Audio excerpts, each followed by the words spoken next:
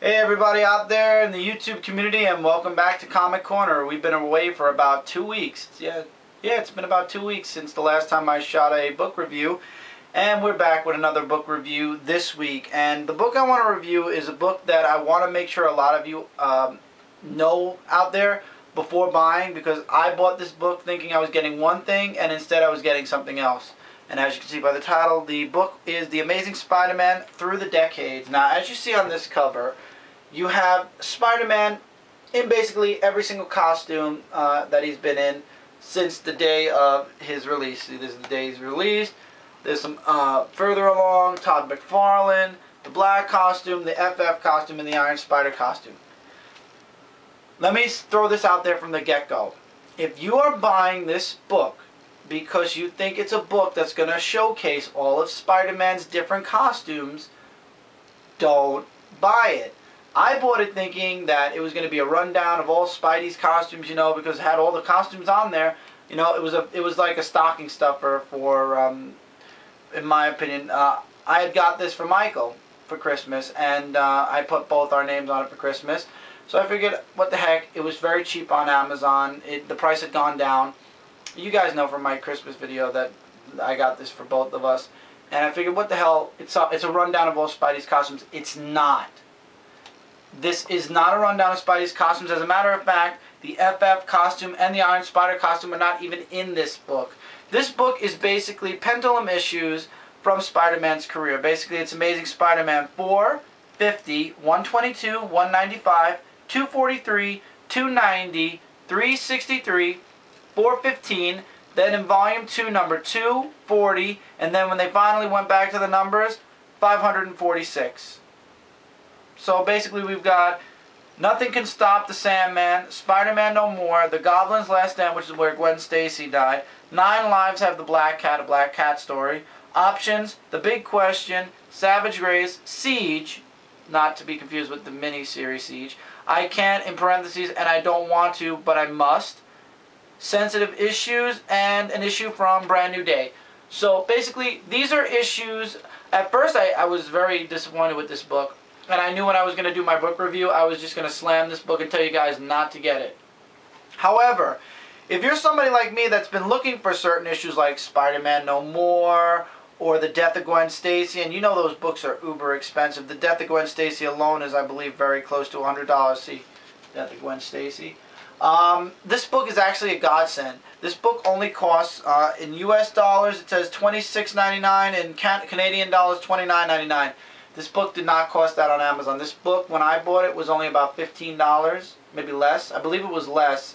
It should only be about $15 now. Maybe if it did go back up, I'd say $19.99 would be the highest I'd see on Amazon for this. You can get it at a side store a lot cheaper.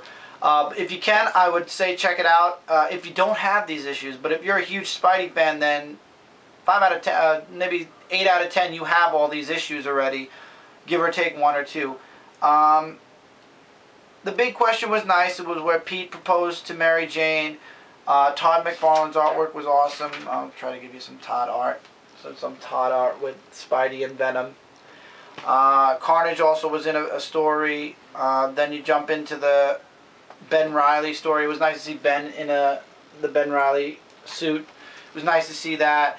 The Brand New Day one was the only one where I was kind of like, could have lived without it. I really could have lived without that one, to be quite honest. Because Michael and me had dropped Spider-Man right at the beginning of Brand New Day. So yeah, and then there's little infos I'm going to try to find. That's what I'm trying to find, some info in between the books about certain storylines, certain characters, and stuff like that. So I mean, if you want to get interested in Spider-Man, you want to see some of his big stories, like the main, like the very big ones, I would say if you want to get into Spider-Man, then this book is for you. If you're like me and Mike and you know Spider-Man, but you don't have the big issues because they're too expensive, this is good for you also. But if you know Spider-Man and you have 9 out of the 12 stories that are in here, it's a waste of your money. It's really a waste of your money. So then I leave it up to you guys. So yeah, this is not a rundown of all stories with Spider-Man's different costumes. There's no FF in here. There is no Iron Spider. I was disappointed in that because I know Michael collected most of the Iron Spider comics, but I don't have any. So I was actually buying this hoping to get 1 or 2 Iron Spider-Man costume stories, but no luck. And none of the stories are intertwined with each other, so basically you get one story. As a matter of fact, the last story ends at a to be continued with J. Jonah Jameson having his heart attack in the beginning of Brand New Day. And it's like, okay, so he had a heart attack. And then nothing but info and the end of the book. And that's that, the last page of the book. So this is more of a, here's some things that we were doing in Spider-Man's throughout Spider-Man's career. You can go back and check out the main trade paperbacks with each of these stories, or you can just drop it. This is more of a sampler. I was actually going to label this a sampler book until I noticed that most of the comics that are in here were the big comics, the big issues when it came to Spider-Man. The biggest being Spider-Man No More and The Death of Gwen Stacy. Those two, I was so happy were actually in here. I enjoyed reading those 2 stories. It was nice to read a Ben Reilly story. The Brand New Day one, like I said, I don't ever see myself going back and collecting Brand New Day, but at the same time, at least I could say I read 1 issue of it and didn't really find it that interesting. I had this issue with Venom and Spider-Man going against Carnage. I had it in several different trade paperbacks, I believe. But yeah, the rest were good to read, though. They were very good reads and nice artwork. I have no complaints about any of the artwork, actually. Except maybe the last story. The artwork was take it or leave it, but I liked it anyway. Mr. Negative actually made an appearance in the Brand New Day one. So yeah, this is definitely for people who are interested in checking out Spider-Man, or people who are looking to find the big issues of Spider-Man. If you have the big issues of Spider-Man, or most of the big issues for Spider-Man, and you're looking for a costume rundown, this is not the book for you. So this is a sampler book. Take it or leave it, and that's really all I could say about this book. It's a sampler, nothing more, nothing less. It's just a sampler of Spider-Man's biggest stories. It's something that I'll leave in my collection because, like I said, I don't have Spider-Man No More nor The Death of Gwen Stacy yet. Once I get those big issues, I'll probably either trade this book away or just box it away. But I don't know, Michael really didn't show that much of an interest with it. He's same as me, I believe, right, Mike?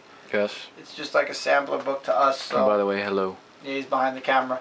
So basically to us, this book is just a hold off until we can actually afford or get those the big issues for Spidey. Yeah, but it's a mess of different stories, so if you're looking for one constant story, you're not going to get it. You're just getting a timeline of Spider-Man from when he started to Brand New Day. You're not even getting big time. It actually ends right on the first issue, I believe, of Brand New Day. Or one of the issues of Brand New Day. So, I leave it up to you guys. Out of 5 stars, I'd say this is a 3.5. The only reason I'm giving it 3.5 instead of 4 is because 3.5 because the 3 is for the fact that these are big issues for Spider-Man, so you really can't give it a bad rating, especially if you're looking for these issues like certain people. The reason I take off the other stars is because it's just a sampler. That's all this is. It's nothing like that you absolutely must have in your collection, like an Amazing Spider-Man volume or a I'm trying to look at or an omnibus or anything. This is just bits and pieces of Spider-Man's past. It's good for people who want to get interested in comics or get interested in Spider-Man. Other than that, this book is a definite you can skip if you want.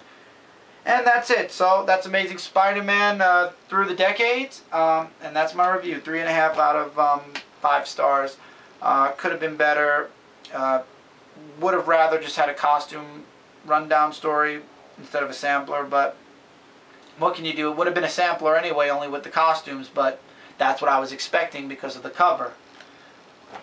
Alright guys, so take care. I'll see you guys in my next video, which will 90% be the comic review for this weekend. Alright, so take care guys, and we'll see you soon.